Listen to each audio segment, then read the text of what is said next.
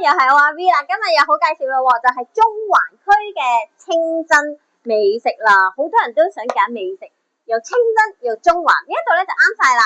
嗱，咁下邊嗰層咧就係2樓，2樓咧就係咁樣嘅個環境。呢邊好似日本食堂啊嘛。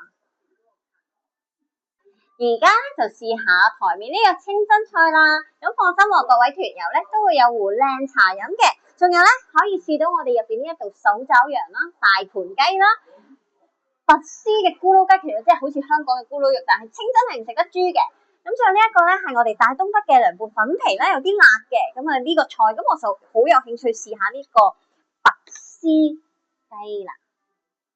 拔絲咧真係要煮得好好嘅喎，你睇下，哇，好有香港港式風味啊！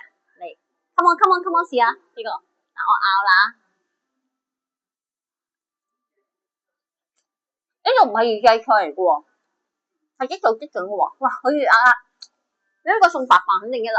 呢個咧粉皮啊，等埋人哋都未攞到我。咁睇個皮都好薄嘅。係。大炮，再。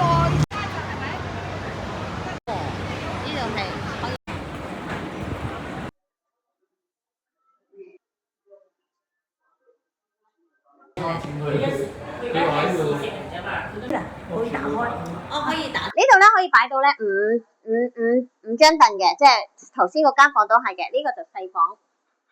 咁跟住咧呢一個，好隔離呢邊，呢個都係一樣，同嗰個房個格局一樣嘅，可以影一影入邊啦。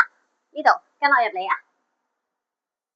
咁咧，同埋我哋呢一啲咧，就全部都可以打，即係有 party 可以打通晒，開晒4間房去嘅。咁呢度咧細房咧就有3間，咁我哋睇下一間8個人嘅座位嘅房先。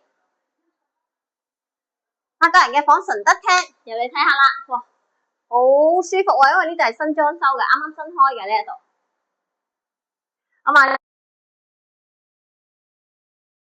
圍巾可以喺度食飯啦，同埋有埋個電視嘅喎，有埋個 LED 電視嘅。咁亦都係一樣可以全部打通晒嘅，見唔見到？呢幅嘢係可以全部打通晒嘅。咁間大房因為啱啱有人食緊飯，咁亦都有一間係12人嘅大房，仲有一個小偏廳。咁